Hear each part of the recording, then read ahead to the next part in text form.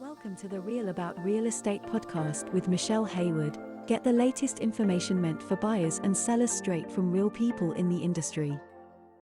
Well, hello, and thank you all for joining me in today's podcast where we are talking about if you are filing for a divorce, you don't want to miss this, providing a lot of great information and tips that you need to know about divorce lending. And here to tell you a little bit about it is my special guest, Suzanne Soderberg, who is a certified divorce lending professional. How are you, Suzanne?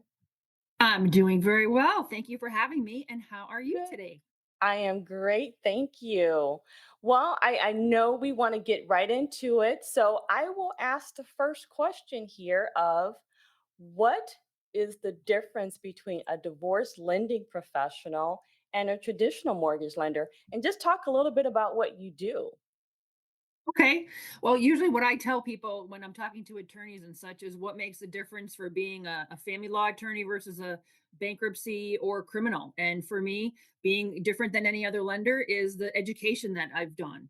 I've gone through a course that gets me the designation of being a certified divorce lending professional.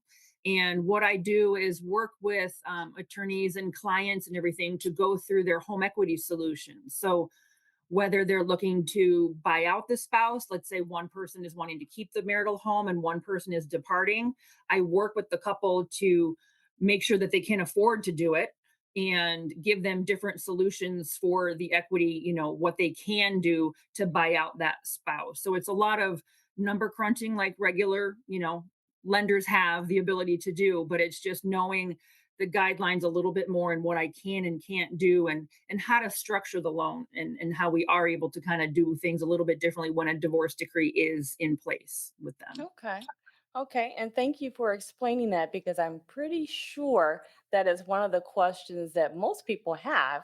Many people don't even realize that there is a such thing as a divorce lending professional. And so certainly you have specialized skills that make it a little bit more, I would say, involved for a divorcing couple and a little bit Yeah, more specialized for their specific needs. So thank you for sharing that.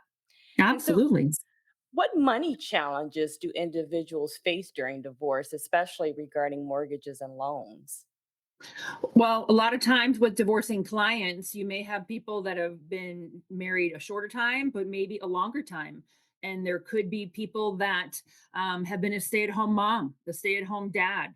One Mhm. person's out being, the breadwinner in the family or so. So they might not have the income, and maybe they're the ones that are going to be awarded the marital home. So how are they going to afford to pay for it? Is there going to be any spousal maintenance that's going to be paid? Any child support that's going to be made? So just knowing what we have for income to qualify them, and if they don't have any, how can we create that through certain things like the spousal maintenance, et cetera. And then there's certain guidelines that must be followed for that, for how long it has to be in place in order to be counted as qualifying income. There may be income that they get, but is it qualified for a lender? So they have to have received it depending upon the loan type that we have them looking into. If they need to receive it for 3 months, maybe they need to receive it for 6 months, and then it has to remain in place a minimum standardly typically of at least 36 months beyond the time that we close on a loan.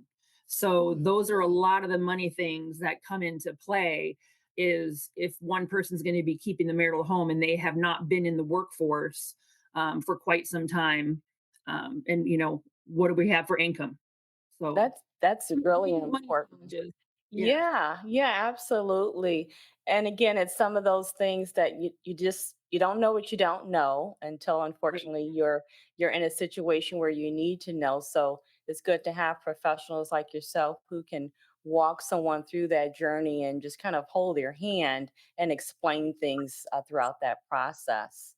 Yeah, So there's now, always that blind spot that's there that's what yeah. I'm there to find that blind spot, see it, and then shed light on it to see what we can do to, move upward and onward and forward. Well, with that, I know you have to have a success story that you can share that where you've actually helped a client financially during a divorce. So please share that. Yes. The one that sticks out the most to me, um, I'd probably say that she never thought that she could do anything, because she had 0 credit, no credit score Mm. or anything. She had basically stopped when she got married. They combined things as a lot of couples do. So when I pulled the credit, I was like, there's nothing. There was nothing, but I was still able to get her qualified and approved. I just said, we're going to tweak it and go non-traditionally. I just need, a few things that, um, might be, like a cell phone bill in your name, or Mhm. storage, anything. I just said, can you get me two things? And she said, absolutely. Well, it wasn't really an absolutely, but we did some digging and we came up with an electric bill that she did have in her name. It was her maiden name, and we were able to connect it. And then I was like, we needed one more thing. So just trying to create, I'm like, gymnastics for the kids or anything. And there was That's nothing. But creative. yeah, but that wasn't even it, because she didn't have that. But with my amazing team that I have, we were looking through some bank statements and found a $25 monthly Hmm. deduction, and it turned out to be her Fabletics account. Thank you, Kate Hudson, Oh, wow. for some amazing leggings and workout outfits. So Hmm. I went to my underwriter and I said, please, can we use this? And he said, absolutely. So she didn't think she could do it. And we were able to get her to stay in the marital home and get her the money to do the buyout for her out spouse for her departing ex. Okay. So that Okay. was very, very neat and very creative that we did. And she was just beyond grateful and thankful. I'm sure she was. Well, you definitely make that statement, that cliche of where there is a will, there's a way. You make that known that there's absolutely a way, and a lot of times it comes down to someone like yourself who's a professional. You know the ins and outs, and you do. You have to be very creative and in very difficult times to be able to help your clients. So I'm pretty sure she was very appreciative of you for Yeah. doing that for her. And I'm always Great. called a dog with a sock, so I just don't let go. So it's like you Well, said, yeah, in our there's field, will we and we just way. that's right. We Yeah, have to represent our clients to the best of our ability, and every situation is unique, and we will absolutely find a way. So yeah. now, what factors would you say affect mortgage eligibility after a divorce or even during a divorce? Some of the many things, like we were talking in the very first question for, the difference. A lot of Mm-hmm. things are the same. Credit, how's the credit? What kind of income do we have? But one of the things that people don't know about in a divorce situation is a lot of times maybe only one person is on the loan, is on the deed for, um, having a loan. Maybe one person didn't have a great credit, so they put it in just one, but then they'd never put the other one on title. In a Mm-hmm. divorce situation, you both have to have owned the property for the last 12 months. So you have to be on the title, or on the loan itself. So Okay. we've run into that. So even if you get added, we can treat it a certain way, but many people, a lot of times, they just don't know and don't get themselves recorded onto it. So until that 12-month time period is there, they're kind of stuck on that. So that's one of the Okay. biggest things that I see, in one of the very first questions that I ask people is, have you both been on title to the marital home for at least Mm-hmm. 12 months? So, Okay. and then the other things are your standard, what are your debt ratios? What do you make for Mm-hmm. income? Are you commissioned? Are you, because a lot with just like standard lending, for commission, overtime, um, bonus income, you have to have received it for 2 years before a lender can count it as actual income, qualifying income. Otherwise, we Okay. would just be able to use base income. So just a lot of the things like that. But the main thing that I do that affects the eligibility a lot of the times with the equity buyouts that I do Mm-hmm. is being on title. Okay. Okay. And that's a lot of great information, some of which I'll admit I didn't know. So that's why working with professionals like yourself as a team, it is truly a team effort to be able to represent our clients. Definitely. So I can certainly appreciate that, just as I'm sure our audience can as well. And actually, that segues into one of the other questions that I wanted to ask you about. What documents do clients typically need for the lending process when going through a divorce? I know you touched on some of them, but are there others? And can you expound on what you've already mentioned? Yeah, I mean the usual things. The standard things that we get is 30 days of pay stubs, so we can see Hmm. what the trend is there. 2 years of W-2s. Many times we don't need, but a lot of times we do may need 2 years of actual tax returns. Okay. If someone is self-employed, we need to get their corporate returns along with their K-1s. Maybe they've had a downturn in income 1 year, and they're on the upturn for this year. I have a Hmm. client that I'm working with right now. We would need to get a year-to-date profit and loss to show that they're trending upwards. So Okay. they're not, because otherwise we would have to use the lower if they would even let us, because it's declining. So we don't know if that's going to be continuing. So that's really Hmm. not income. Okay. And then, as I had said before, with spousal support, child support, things like that, 3 to 6 months proof receipt, and then 36 months beyond.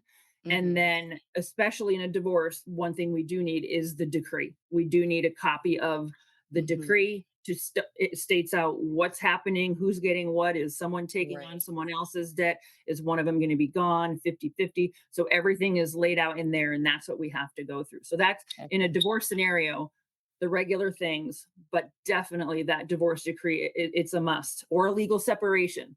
Hmm. That can be something too. It has to be a legal document that's going to Right. be spelling everything out for the lender.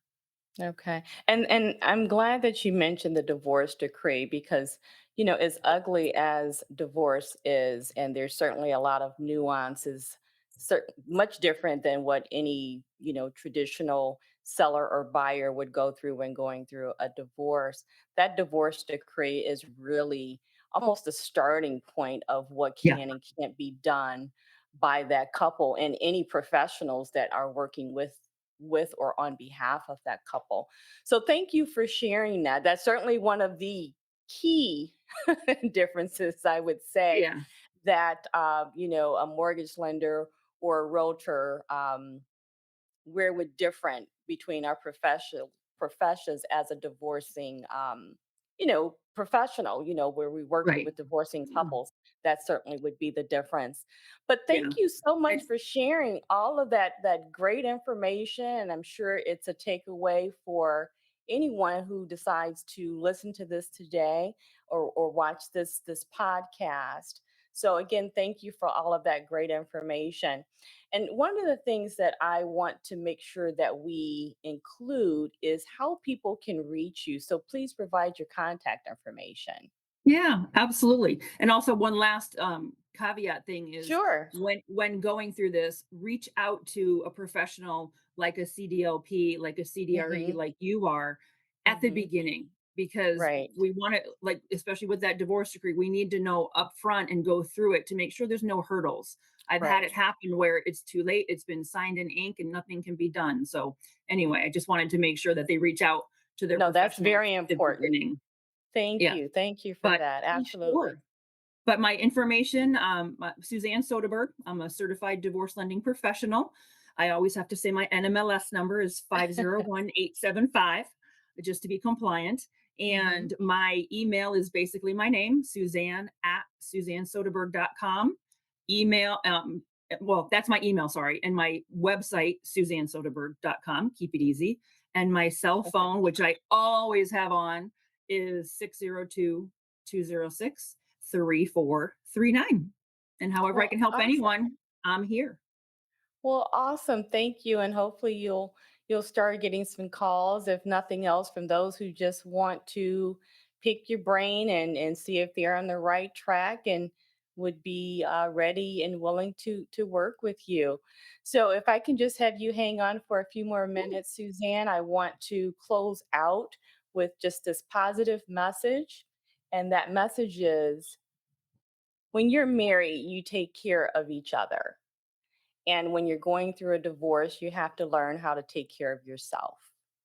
And one of those things that you can do to start taking care of yourself is making sure that your current and future finances are intact. You don't have to do it alone. As you can see, there are professionals out there to help you. So just reach out. There's no shame, there's no embarrassment, but you want to set yourself up for success.